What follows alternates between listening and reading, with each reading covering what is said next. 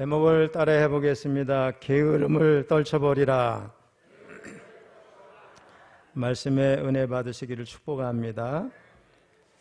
우리 주변을 이렇게 돌아보면 삶의 스타일 자체가 아주 게으름인 사람들도 볼 수가 있는데, 사실 게으름은 모든 사람들이 늘 받는 유혹이라고 생각을 합니다. 그래서 게으름이란 말에서 자유로운 사람이 별로 없으리라고 생각을 합니다. 성경을 읽다 보면 게으름에 대해서 얼마나 많이 말씀하는지를 보게 됩니다. 특별히 잠언은 게으름과 관련한 지혜와 게으른 사람을 향한 경고로 가득 차 있습니다. 우리 다 찾은 건 아니지만 몇 군데 한번 같이 읽어보기 원합니다. 먼저 게으른 사람은 일하기를 싫어한다고 말합니다. 시작. 게으른 자의 욕망이 자기를 죽이나니 이는 자기의 손으로 일하기를 싫어함이니라. 또 게으른 사람은 잠을 좋아한다고 말씀합니다. 시작. 문짝이 돌적이를 따라서 도는 것 같이 게으른 자는 침상에서 도느니라. 게으른 사람은 또 변명도 잘한다. 22장 13절 시작. 게으른 자는 말하기를 사자가 밖에 있은즉 내가 나가면 거리에서 찢기겠다 하느니라. 또 게으른 사람은 집안을 망치게 된다고 합니다. 시작. 자기를 게을리하는 자는 패가하는 자의 형제니라. 또 게으른 사람은 자기가 아주 지혜로운 줄로 착각을 한다고 말씀합니다. 시작. 게으른 자는 사리에 맞게 대답하는 사람 7보다 자기를 지혜롭게 여기느니라. 결국 게으른 사람은 남의 종이 되거나 채무자가 된다는 말씀인데, 읽어봅니다. 시작. 게으른 자의 손은 사람을 다스리게 되어도 게으른 자는 불임을 받느니라. 게으른 사람 마침내 비참하게 됩니다. 20장 4절 시작. 게으른 자는 가을에 밭갈지 아니하나니 그러므로 거둘 때에는 구걸할지라도 얻지 못하리라. 아멘. 자, 오늘 본문 말씀은 게으름에 대해서 교훈하는 잠언서의 아주 대표적인 말씀입니다. 그 교훈이 뭔지 살펴보고 함께 은혜 나누기를 원합니다. 자, 6절을 읽어봅니다. 시작. 게으른 자여 개미에게 가서 그가 하는 것을 보고 지혜를 얻으라. 저는 개미가 종류가 있다는 걸 잘 몰랐는데 자료를 찾아보니까 개미의 종류가 75만 종이래요. 크게는 여왕개미, 숫개미, 일개미, 병정개미 이렇게 나누지만 종류가 엄청나게 많습니다. 독일의 신학자 델취라는 사람은 하나님은 게으른 사람들을 개미 학교로 보내신다, 이런 말을 했습니다. 개미를 통해서 교훈을 얻을 정도로 삶 전체를 통해서 지혜를 터득한 사람 이 솔로몬은 오늘 본절에서 게으른 자는 개미에게 가서 개미가 하는 것을 보고 지혜를 얻으라, 이렇게 말씀합니다. 이 말씀은 하나님이 게으른 사람을 얼마나 싫어하시는지, 또 게으른 사람을 보면 하나님이 얼마나 안타까워하시는지를 잘 보여줍니다. 오죽하면 개미에게 가서, 즉 곤충에게 가서 배우라고 말씀을 하셨을까 하는 생각이 듭니다. 자, 그런데 여러분, 개미가 정말 지혜를 가졌다고 볼 수 있을까요? 그렇게 보기는 좀 어렵다고 생각합니다. 개미는 본능대로 행동할 뿐입니다. 하지만 개미가 가진 부지런한 본능이 게으른 것보다 낫기 때문에 하나님은 게으른 사람에게, 개미에게 가서 그가 하는 것을 보고 지혜를 얻으라, 이렇게 말씀을 하신 것입니다. 자, 어떤 이유에서건 게으름은 정당화될 수가 없습니다. 하나님은 게으름을 싫어하십니다. 따라서 하나님을 믿고 하나님의 자녀가 된 우리는 게으르지 말고 부지런해야 될 줄로 믿습니다. 특별히 주님을 섬기는 일에 있어서도 부지런해야 됩니다. 로마서 12장 11절 시작. 부지런하여 게으르지 말고 열심을 품고 주를 섬기라. 주님을 섬기는 일에 부지런한 사람은 주님의 일을 잘 감당하는 것은 물론이지만은 여러분, 시험에도 잘 안 빠져요. 새벽부터 일어나서 기도하고 출근하고 맡은 일 열심히 하고 또 속회, 선교회, 또 여러 가지 기도 모임 이런 데 막 참여하고 그런 사람이 어떻게 뭐 시험에 빠질 일이 있겠어요? 열심히 해도 정신이 없죠. 우리가 아는 이야기가 있어요. 한 젊은 재상이 왕에게 찾아와서 어떻게 하면 시험에 들지 않고 맡은 일을 잘 감당할 수 있겠느냐고 물었습니다. 그랬더니 왕이 기름이 가득한 잔을 주면서 1시간 안에 지시하는 거리를 돌아서 오라고 명령을 했어요. 그런데 기름을 쏟거나 시간이 늦으면 그 자리에서 죽는다고 그랬어요. 그래서 칼을 든 병사가 뒤를 따라가게 했어요. 난리가 났죠. 기름을 쏟거나 시간에 늦으면 죽임을 당하는 거죠. 젊은 재상은 결국 땀을 흘리면서 기름을 쏟지 않고 제 시간 안에 들어오긴 했어요. 왕은 만족하다는 듯이 웃으면서 칭찬을 해줬어요. 그리고 몇 가지 질문을 합니다. 모퉁이를 돌면서 구두가게를 좀 봤느냐? 못 봤습니다. 그럼 쌀가게는 좀 못 봤느냐? 못 봤습니다. 그럼 거기 가구점도 하나 있을 텐데 죄송합니다. 기름을 쏟지 않으려고 거기에만 온통 신경을 쓰다 보니 아무것도 못 봤습니다. 여러분 그렇죠? 맡은 일에 최선을 다하는 사람은 다른 일에 신경을 쓰거나 시험에 들 겨를이 없어요. 토마스 에디슨이 나이가 들었을 때 한 젊은 사람이 찾아와서 물었어요. 선생님, 평생 살아오시는 동안 시험에 든 적이 없으십니까? 그때 이렇게 대답을 했대요. 시험? 나는 평생 너무 바쁘게 살다 보니 시험에 들 여과가 전혀 없었다네. 미국 속담에 마귀는 빈둥거리는 자들을 찾아다닌다고 그랬어요. 사람들이 죄악 속에 깊게 빠져들어가는 건 되게 시간이 많고 한가한 시간이 많아서 그래요. 성도들 중에도 시험에 드는 사람은 꼭 그런 건 아니지만 되게 게으른 사람들이에요. 그들은 종종 쓸데없는 말도 하고 해서는 안 될 말을 해가지고 문제를 일으키는 경우가 많습니다. 디모데전서 5장 13절을 읽어봅니다. 시작. 또 그들은 게으름을 익혀 집집으로 돌아다니고 게으를 뿐 아니라 쓸데없는 말을 하며 일을 만들며 마땅히 아니할 말을 하나니. 자, 7절로 8절을 다시 한번 읽어봅니다. 시작. 계민은 두령도 없고 감독자도 없고 통치자도 없으되 먹을 것을 여름 동안에 예비하며 추수 때 양식을 모으느니라. 아멘. 우리 통계에 의하면 혼자 사는 남자보다 아내와 같이 사는 사람이 더 오래 산대요. 입을 것도 챙겨주고 먹을 것도 챙겨주고 여러 가지 신경을 써줘서 그렇겠지만은 또 다른 이유가 있습니다. 그 이유는 뭐냐면 바로 긴장을 한다는 거예요. 남자가 부인이 있으면 항상 움직여야 되고 항상 긴장을 한다는 겁니다. 조금만 편해보겠다고 게으름을 피면 아내가 막 잔소리를 합니다. 나태해질 수가 없어요. 그러나 혼자 사는 남자들은 긴장이 없다는 거예요. 그러니 움직일 이유도 신경을 쓸 이유도 없습니다. 양말을 하나 가지고 며칠을 신든 벗어서 아무데나 던지든 누가 뭐라 할 사람이 없어요. 직장에 뭐 잘 나가든 가끔씩 적당히 빠지든 늦잠을 자고 밥을 먹든 안 먹든 긴장이 다 풀려 있는 거예요. 여러분 사람이 긴장이 풀리면 죽는데요. 그래서 퇴직한 이유가 가장 위험하다는 거예요. 이번에 명절 때 우리 막내 동생이 우리 감리교 목사이기도 하지만 현직 법무직 공무원이에요. 이제 퇴직이 몇 년 안 남았는데 뭐 이발하는 기술을 배웠더라고요. 자격증 따는 게 1년, 2년 걸리는데 어렵대요. 집에만 오면 자꾸 명절 때 가위를, 이발 도구를 들고 와가지고 저보고 이발하자고 그래요. 지난번에 한 번에 너무 짧게 깎아가지고 핑계를 대고서 안 하고 저희 아버지도 한 번 이발하려고 했더니 짧게 깎아놨어요. 그러니까 요즘엔 핑계를 대서 잘 안 하는데 나중에 그거 가지고 봉사하는 일을 하겠다는 거죠. 여러 가지 뭐 자격증을 따고 뭘 준비를 많이 하더라고요. 은퇴하고 나서도 뭘 해야지 자기 동료들을 보니까 규칙적인 생활을 하다가 은퇴한 이후 다음에 그냥 이렇게 일찍 죽는 사람이 많다 뭐 그런 얘기를 하더라고요. 여러분 그런데 개미는 아내도 남편도 없어요. 그렇지만 게으름 피우지 않고 아주 부지런합니다. 여기 7절 8절에서 게으른 자가 개미를 보고 얻어야 할 지혜를 저는 3가지로 정리해 봤습니다. 첫째는 뭐냐? 미리미리 준비하는 거예요. 우리 8절을 한번 읽어보겠습니다. 시작. 먹을 것을 여름 동안에 예비하며 추수 때 양식을 모으느니라.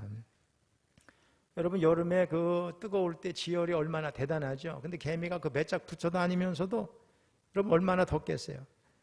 근데 바위에 계란을 이렇게 깨가지고 올려놓으면 후라이가 될 정도로 뜨거운 날에도 개미는 정신없이 막 이렇게 다니는 걸 우리가 볼 수 있어요. 왜 이렇게 수고를 하는가? 겨울 양식을 미리 준비하기 위해서입니다. 여러분, 개미와 배짱이 이야기 여러분 아시죠?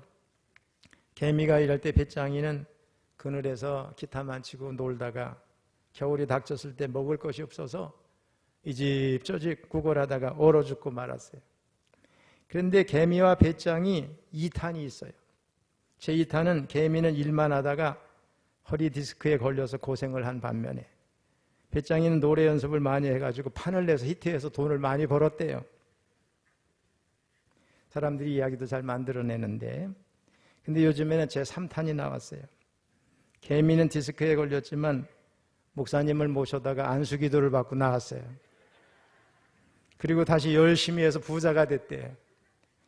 근데 배짱이는 그 많은 돈을 가지고 술 먹고 마약하고 이렇게 해서 몸이 망가져서 죽었대요. 웃자는 이야기지만은 오늘의 현실을 풍자한 교훈이라고 생각을 합니다. 어쨌든 개미처럼 미리 준비하는 삶을 살아야 될 줄로 믿습니다. 여름과 가을은 추수하고, 그죠? 일할 때 아니에요. 일하고 추수할 때인데 양식을 모을 수 있는 때죠.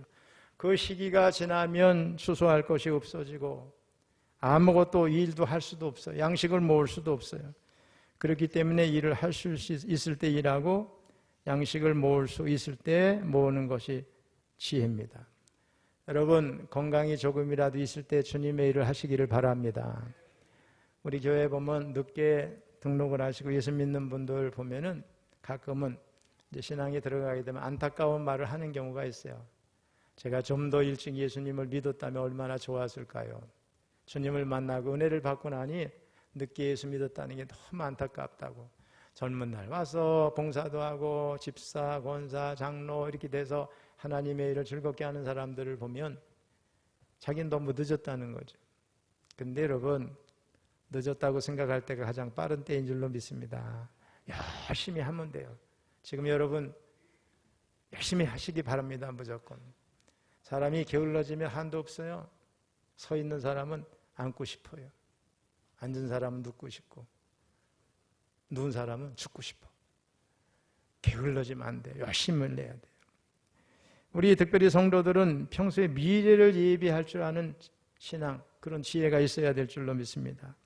노아는 하나님의 심판을 예비해서 방주를 만들고 그 안에 8식구가 다 들어가서 살고, 그 다음에 홍수 이후에 중시조, 다시 인류의 시조가 된 걸 우리가 볼 수 있고, 또 요셉은 하나님 주신 지혜로 흉년에 대비해서 애굽은 다 백성들이 굶어 죽지 않게 하고 자기 종족도 다 내려와서 살도록 그렇게 만들었습니다. 자, 두 번째로 우리 개미에게서 배우는, 오늘 본문을 통해서 배우는 지혜가 뭐냐? 근면 성실함입니다. 여러분, 지금 당장 뭐 필요한 거 한두 개 구하는 것보다 미리미리 미래를 준비하는 게 더 할 일이 많죠? 더 열심히 일을 해야 됩니다. 부지런해야 돼요. 게으르다 하면, 근면 성실하지 않다면 결코 미래를 준비할 수 없어요. 개미가 근면 성실하게 일하는 지혜를 잘 보여주기 때문에 게으른 자에게 가서 개미에게서 배우라는 겁니다. 개미의 최고 매력은 근면 성실성이에요. 하루 근로시간이 자그마치 6시간이에요. 그처럼 조그만 곤충이 하루에 6시간씩 노동을 한다? 대단하죠. 한여름 더울 때도 놀지 않아요. 여러분, 개미가 지치는 걸 봤어요? 개미에게 배울 점은 바로 여름부터 가을까지 쉬지 않고 일하는 근면 성실성입니다. 우리 주변에 열심히 쉬지 않고 일하는 사람은 뭐라 그래? 아주 개미같이 일한다 그러잖아요. 평생 농사를 지으면서 성실하게 살던 한 농부집에 아주 용하다는 점쟁이가 하룻밤 묵게 됐어요. 그 농부는 점을 아주 잘 친다는 점쟁이에게 자신의 관상도 좀 봐달라, 점도 좀 쳐달라, 이렇게 운명에 대해서 질문을 했어요. 그때 점쟁이가 농부의 관상을 이렇게 살피고 사주팔자를 유심히 다 본 다음에 놀랍게도 이런 말을 했어요. 내가 당신의 관상가 사주팔자를 보니까 당신은 천복을 타고났소. 당신이야말로 백만장자가 될 운명이요. 당신과 같이 이렇게 좋은 이제 관상은 내 평생 처음이요. 이렇게 얘기를 했습니다. 이 말을 듣게 된 농부는 점쟁이의 말을 100% 믿고 신뢰하면서 나는 천복을 타고난 사람이니까 가만히 있어도 백만장자가 될 운명이다. 그때부터 근면성실하게 일하는 습관을 버리고 놀면서 지냈어요. 결국 오랜 세월이 지나지 않아서 농부는 자신이 가지고 있던 재물도 다 쓰고 다 찢어지고 없어지고 가난해졌고 입에 풀칠을 하기도 어려운 상태까지 이르러서 결국은 굶어 죽게 됐습니다. 죽기 전에 자신의 아들, 딸들을 불러놓고 이렇게 유언을 남긴 다음에 마지막 눈을 감았다고 합니다. 백만장자 운명을 타고난 내가 굶어서 죽는구나. 너희들은 점쟁이가 말한 사주팔자 운명이냐 하는 건 절대 믿지 말고 부지런히 일을 하면서 살아가도록 해라. 여러분, 요즘에는 뭐 체육인들 가운데, 연예인들 가운데 수백억씩 번다는 얘기가 심심치 않게 들려오죠. 저는 걱정이 그분들이 그렇게 버는 게 나쁜 게 아니고 시기가 나는 게 아니고 젊은 사람들이 다 그런데 유혹을 받아서 돈은 저렇게 버는 거다 오해할까 걱정입니다. 여러분, 갑자기 돈을 버는 사람도 있어요. 근데 대개 갑자기 졸부가 되면 어떻게 해요? 문제가 많아요. 복권 큰 거 타고서 로또에 맞은 사람들 중에 가정이 깨지는 경우도 많고요. 오히려 건강을 잃는 경우가 되게 많습니다. 우리는 성실하게 사는 것을 귀하게 여기고 거기에 따라 주어지는 것을 감사해 받으면서 살아가는 그런 지혜가 있어야 될 줄로 믿습니다. 인류 역사 속에 부자로 저명한 명성을 떨친 대부분의 위인들은 다 부지런한 삶을 사는 사람이에요. 근면성실하게 삶을 일구신 분들이에요. 어느 한 사람도 요행을 바라거나 사행심리를 쫓아서 일확천금을 얻고자 하지 않았어요. 우리나라 대기업의 창업자가 되는 삼성의 우리 고 이병철 회장이나 현대 창업주 정주행 회장을 비롯해서 뭐 빌 게이츠, 워렌 버핏, 스타벅스 회장 하워드 슐츠 이런 사람들 다 성공신화의 주역들은 부지런한 삶의 표상이에요. 주어진 현실 속에 안주하지 않고 창조적이며 도전적인 삶을 산 사람들이에요. 여러분, 정주영 씨 이야기를 보니까 새벽 막 3시면은 며느리들이 밥을 다 준비해가지고 자녀들하고 다 식탁에 앉아 있더라고요. 그렇게 살았대요. 또 뭐 기운 양발들, 기운 옷을 입고 그렇게 평생에 살았다고 그러는데 돈이 없어서 뭐 옷을 못 사겠어요? 조금 늦는다고 누가 뭘 할 사람이 있겠어요? 부지런한 사람이들이죠. 아침형 인간들이죠. 세 번째 우리가 배워야 될 것은, 배우게 되는 교훈은 자기 주도적인 삶입니다. 우리 7절을 읽어보겠습니다. 시작. 계미는 두령도 없고 감독자도 없고 통치자도 없으되. 이 말씀대로 계미는 누가 시키는 것도 없어요. 누가 감독하지 않아도 스스로 일합니다. 물론 요즘은 연구가 많이 돼가지고 개미 사이에도 어떤 질서가 있다는 것이 밝혀졌습니다. 하지만 과거에는 두령도 없고 감독자도 없고 통치자도 없는데 개미들은 스스로 일하고 먹을 것을 준비하는 것처럼 보였기 때문에 우리 개미에게서 교훈받은 솔로몬이 이렇게 기록을 해 놓았습니다. 타의에 의해서가 아니라 자의에 따라 부지런히 일하고 미리미리 준비하는 거, 이게 중요한 지혜라고 우리가 볼 수 있어요. 가끔 보면 인터넷에 공부 잘하는 아이들 그 책 팔아먹으려고 오는 광고들이 있어요. 그래도 궁금해서 어떤 애들이 공부 잘하는가 이렇게 뒤져보면 공통점이 있는 거예요. 어렸을 때 위인전 많이 읽게 하고 책 많이 읽게 하고 또 되게 의자에 앉아있는 시간을 잘 이렇게 오래 견디게 이렇게 해주면 스스로 공부한다는 거예요. 되게 그런 애들이 크게 된다. 공부도 알아서 한다. 이런 얘기입니다. 요즘은 학습과 관련해서 뭐 자기 주도적 학습 이런 표현들이 있는 것 같습니다. 자기 주도적이라는 것은 바로 누가 시키지 않아도, 누가 감독하지 않아도 자기 스스로 목표를 세우고 계획을 세워서 실행하는 걸 가리키는 거예요. 우리가 개미에게서 배워야 할 지혜가 바로 자기 주도적인 삶입니다. 자, 이처럼 하나님은 게으른 자, 또 우리 모두가 개미를 통해서 미리미리 준비하는 거, 근면 성실함, 자기 주도적인 삶, 그 자기 스스로 목표와 계획을 세워서 실천하는 이것의 중요성을 배우기를 하나님이 원하십니다. 자, 9절을 읽어보겠습니다. 시작. 게으른 자여, 내가 어느 때까지 누워 있겠느냐? 내가 어느 때에 잠이 깨어 일어나겠느냐? 이 말씀은 게으른 자에게 지금 누운 자리에서, 잠들어 있는 자리에서 깨어 일어나라, 이런 말씀입니다. 게으름을 떨쳐버리라고, 게으름을 떨쳐버리고 일하라고, 막 움직이라고 하는 말씀이에요. 개미에게 가서 그 지혜를 배웠다면 머릿속에만 머물게 하지 말고 입으로만 말하지 말고 즉시 행동으로 옮기라, 이런 말씀이에요. 여러분 생각해 보면 이게 정말 게으른 사람에게 심각한 문제죠. 게으른 사람이라고 생각이 없는 게 아닙니다. 할 말이 없는 것도 아니에요. 문제는 생각도 하고 말도 하지만 이런 사람들이 되게 특징이 뭐예요? 행동하지 않는 거죠. 우리 앞에 있는 잠언 22장 13절을 읽었는데 게으른 사람은 온갖 핑계를 다 댑니다. 그러면서 움직이질 않습니다. 악마들이 모여서 어떻게 하면 기독교인들을 실족시키느냐, 이런 주제로 회의를 했다고 그래요.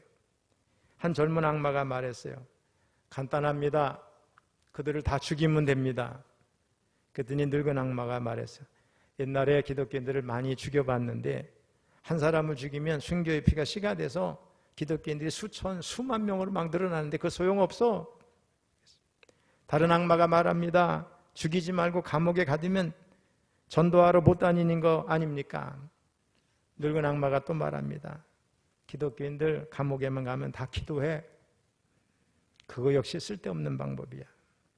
그때 간교한 한 늙은 마귀가 꾀를 냈습니다. 그러면 예수를 잘 믿게 하고 기도를 많이 하게 하고 성경을 읽게 하고 전도도 하게 하고 교회 모여서 서로 교제하고 사랑도 하게 하고 이렇게 하면 좋지 않습니까? 그들에게 자유를 주면 어떻겠습니까? 다만 오늘은 말고 내일부터 하자, 이런 게으름을 마음에 넣어주면 됩니다. 여러분, 이렇게 게으름은 마귀의 가장 강력한 무기인 줄로 믿어요. 물론 이제 우리 부지런한 사람에게는 해당이 없는 얘기가 되겠습니다. 혹 우리의 모습이 생각만 하고 말만 하고 어영부영하는 사이에 시간만 흐르고 할 일은 하지 못하는 모습, 이런 모습이라면 이런 게으름은 떨쳐버리고 어서 일어나서 생각이나 말을 행동으로 옮기기를 주님의 이름으로 축원합니다. 혹 여러분 가운데 내년에는 열심히 해야지, 후년에는 열심히 해야지, 어림도 없어요. 잘 안 됩니다. 그렇게 해가지고 애들이 초등학교 졸업하고 중학교 가면 좀 여유가 있겠지. 중학교 가면요 더 힘들어요.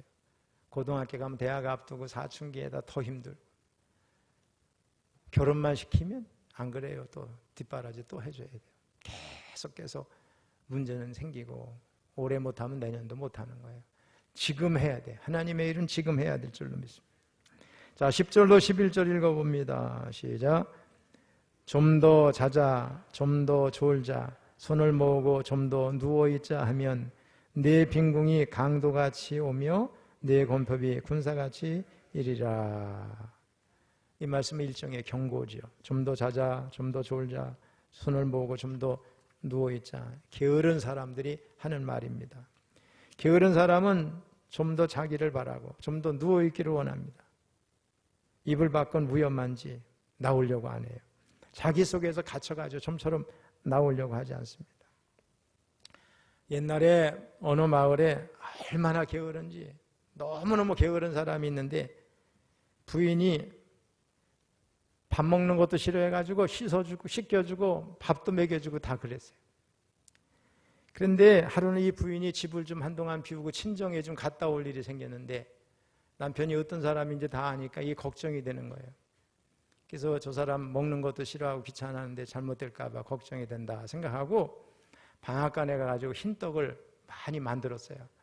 그래가지고 목에다 둘둘 이렇게 감아줬어요.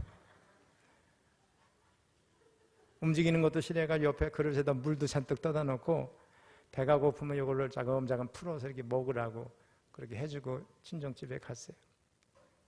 얼마 후에 친정집 일을 마치고 돌아와 보니까 남편이 쓰러져 죽어 있는 거예요.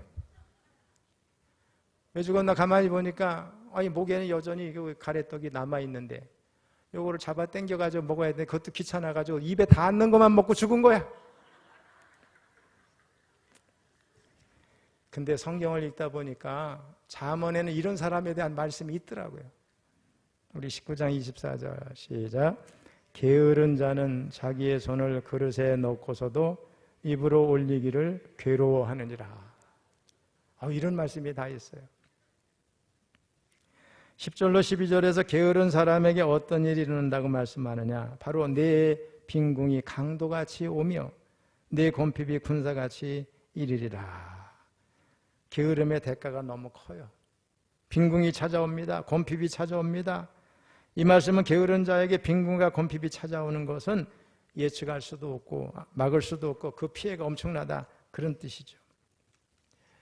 저희 세대는 다 그래도 게으르지 않은 것 같아요. 그냥 다 학교 다닐 때도 규칙적으로 학교 선생님들이 얼마나 요즘 말로 얘기하면 무식하게 엄했습니까? 난리가 났죠. 지각하면 막 뺨도 맞고 볼도 쓰고 요즘은 상상할 수도 없는 일이 일어나죠. 고등학교, 대학 때 저희 군사훈련 받고 교련하고 다 그랬어요. 저는 뭐 청바지도 입어볼 겨를도 없이 고등학교 졸업하니까 또 대학 가니까 군사훈련하고 졸업하니까 또 군대 가서 계속해서 고등학교 졸업하자마자 참 또 공무원 했으니까 그냥 또 정복을 입었고, 제가 지금 생각해 보니까 모자 쓰고 살았던 시절만 몇 년이나 될까요? 중고등학교 6년, 철도청에 8년, 14년을 그렇게 했어요. 정말 그런 것 같아요. 그러니 옛날 저희들이 몸에는 항상 이 규칙적인 게 몸에 뱄잖아요. 요즘에는 아이들 참 다스리기가 어렵습니다. 여러분, 게으르지 마시기 바랍니다. 일상의 삶도, 영적인 삶도 열심히 살면서 게으르지 말아야 돼요. 그래서 하나님을 기쁘시게 할 뿐만 아니라 일의 성취도 있고 삶의 보람도 느끼고 하나님이 주시는 풍성한 복도 누리며 살아야 될 줄로 믿습니다. 제일 좋은 방법이 있어요. 저녁 일찍 자는 거예요. 저녁에 여러분 시간이 얼마나 잘 가요? 어영부영하다 하면 시간이 훅 지나가죠? TV 보고 뭐 어쩌고 이렇게 하면 금방 지나가요. 우리 한 달에 한 번씩 심야 기도하고 집에 올라가면 잠이 바로 안 와서 책도 보고 또 TV도 보고 이런저런 앉아있으면 금방 1시야. 그 이튿날부터 리듬이 깨져요. 새벽 기도하는 게 좋아요, 평생. 새벽에 저는 통상 이제 제 설교 있을 때 4시 10분에 일어나고 그 다음에 뭐 4시 20분에 일어나기도 하고 그러는데 아침에 일어나면 어떻게 해요? 그게 이제 하루의 시작이에요. 새벽 기도하고 7시까지 하고 주일은 좀 일찍 올라가고 주일은 그래요. 한 6시 조금 지나면 제가 올라와서 강단에 꽃꽂이도 보고 마이크도 보고 줄도 잘 맞았나 보고 또 주보도 제대로 왔나 보고 다 정리하고 올라가서 오늘 하나님 전에 올라가는데 구두도 깨끗이 꼭 닦아요. 그리고 가서 간단히 몇 가지 과일 집어먹고 운동을 시작합니다. 그렇게 하고 아침에 일부 예배 오는 거예요. 매일매일 이렇게 반복되는 삶 같지만 그게 저한테는 좋아요. 여러분, 새벽형 인간 되시기 바랍니다. 저녁 일찍 자요. 그냥 7시만 되면 눈이 막 감겨야 돼. 8시만 되면 막 그래야 돼요. 제 집사람이 속해 보니까 어느 권사님은 꾸벅꾸벅 좋은데 처음에는 이상하다 그랬는데 가만히 보니까 새벽부터 새벽기도 나와서 움직이면서 바쁘게 사니까 이해가 되더래. 그게 오히려 예뻐 보이더래요. 쓸데없이 저녁 때 이것저것 다 하면서 새벽에 못 나오고 새벽기도 난 못 일어난다고. 못 일어나는 사람이 어디 있어. 새벽형 인간 되시기를 바랍니다. 여러분. 여러분은 게으른 편입니까? 아니면 부지런한 편입니까? 전반적으로는 부지런한데 특정한 영역에서는 좀 게으른 면이 있습니까? 이렇게 생각하는 사람도 있을지 모르겠어요. 어떤 이유를 불문하고 게으름은 반드시 고쳐야 될 줄로 믿습니다.